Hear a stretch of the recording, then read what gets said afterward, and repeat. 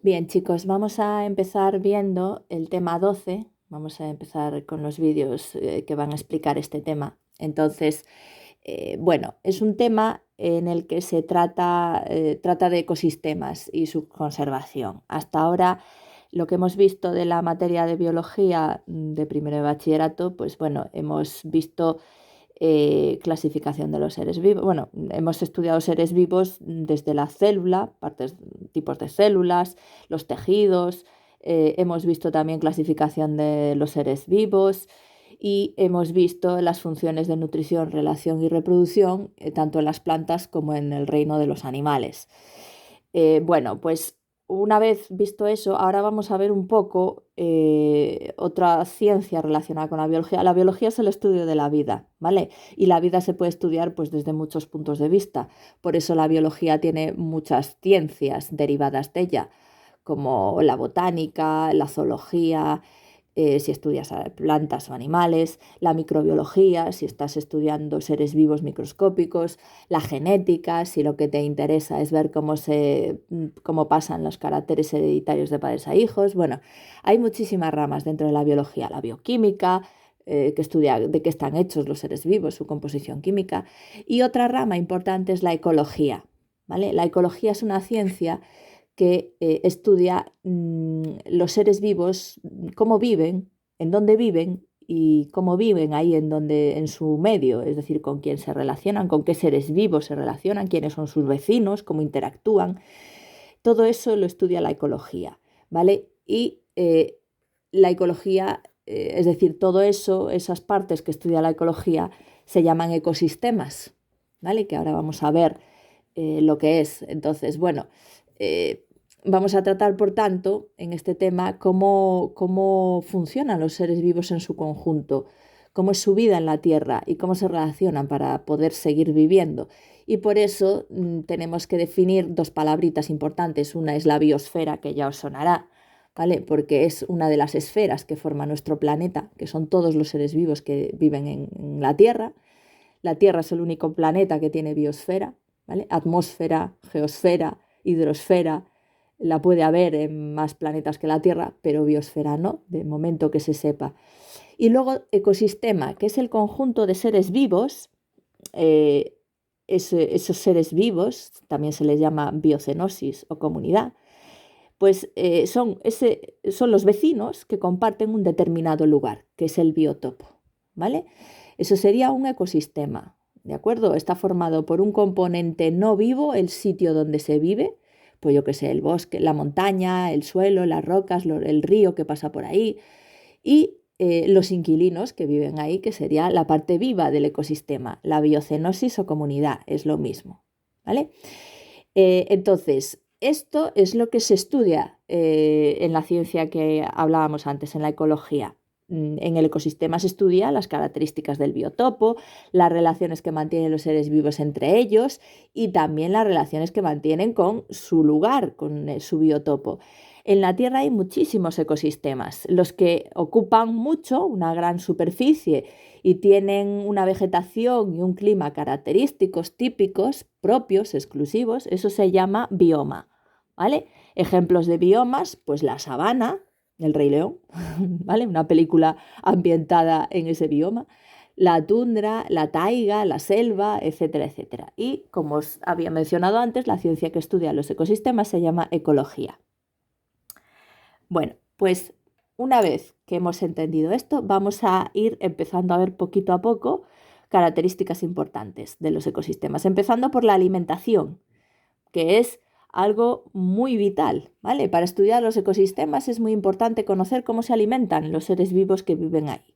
Entonces, según su alimentación, los seres vivos del ecosistema reciben distintos nombres. Pueden ser productores, consumidores o descomponedores. Vamos a ir viéndolos. Productor viene de producir, ¿vale? Todos estos seres vivos que son productores del ecosistema son todos los autótrofos, es decir, aquellos que pueden fabricar su materia orgánica, pueden fabricar moléculas orgánicas, glúcidos, lípidos, proteínas, ácidos nucleicos, y pueden hacerlo a partir de materia inorgánica que encuentran en ese biotopo donde viven. ¿Cuál es esa materia inorgánica? Pues sales minerales, agua, CO2, básicamente, ¿vale? ¿De acuerdo? Recordad que la materia orgánica, moléculas orgánicas, son todas aquellas moléculas que tienen carbonos e hidrógenos, ¿vale? Y las que no los tienen, pues se clasifican dentro de las moléculas o la química inorgánica, ¿de acuerdo? Bueno, entonces, todos los autótrofos son capaces de hacer algo bastante increíble, que es a partir de moléculas inorgánicas fabricar las orgánicas. Eso parece que no, pero es una gran habilidad.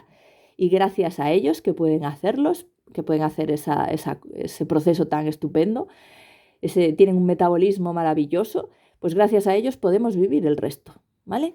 Utilizan, la mayoría de los autótrofos son los fotosintéticos, ¿de acuerdo? En el tema 6, creo recordar, habíamos empezado a ver los fundamentos del metabolismo en el tema de microorganismos y habíamos visto que el metabolismo era un conjunto de reacciones químicas que hacían las células de los seres vivos para tener materia, energía, y que dependiendo de lo que usaran como fuente de materia y como fuente de energía, pues había el metabolismo fotoautótrofo, fotoheterótrofo, quimioautótrofo, quimioheterótrofo, etc. Bueno, esos 4, ¿vale? Si no lo recordáis, repasadlo. Pero bueno, los autótrofos, hay 2 tipos de autótrofos, los fotoautótrofos y los los fotoautótrofos y los quimioautótrofos, ¿de acuerdo? La inmensa mayoría de autótrofos son los fotoautótrofos, los fotosintéticos, ¿vale? Los que hacen la fotosíntesis, ¿de acuerdo? Los quimioautótrofos también son autótrofos, pero la mayor parte, casi todos son bacterias, por no decir todos, ¿vale?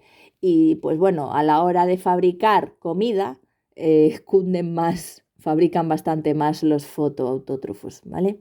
Los que utilizan la energía luminosa del sol para fabricar pues glúcidos, lípidos, proteínas, de todas las moléculas orgánicas, ¿vale? Entonces, organismos productores que producen son las plantas, ¿vale? Las algas y algunas bacterias.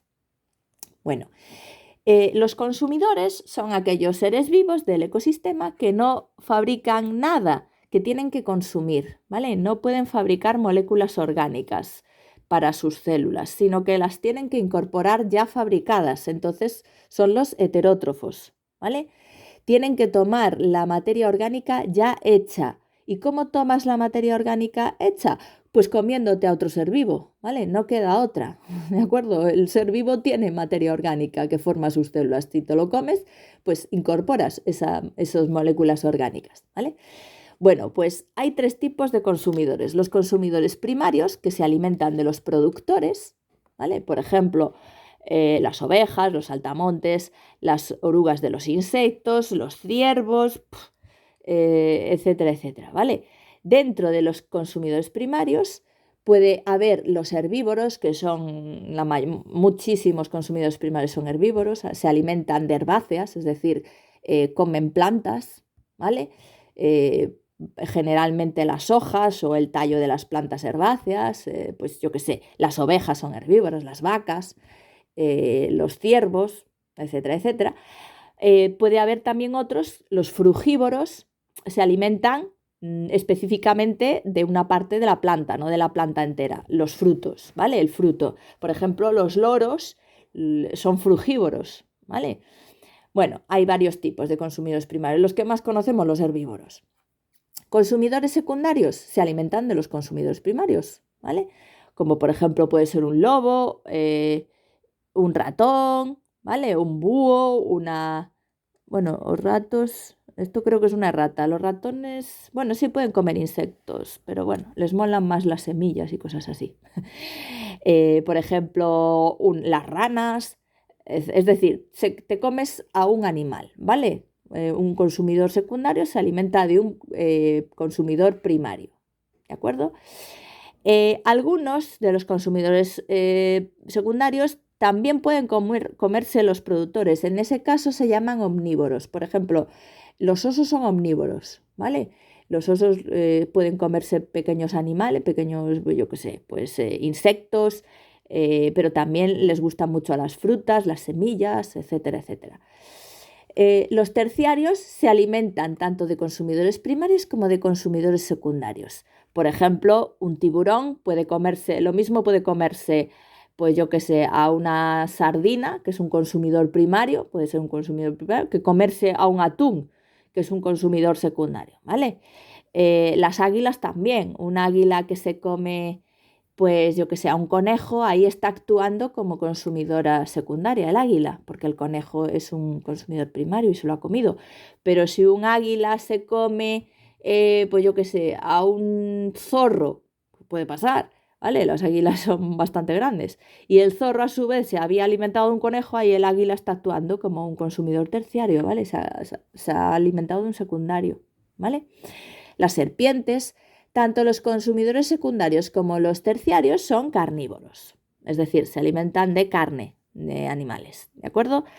Eh, a los terciarios también se les llaman superdepredadores, es decir, un consumidor terciario este sería el depredador, el secundario, porque caza al primario, y el terciario que caza al secundario sería un superdepredador.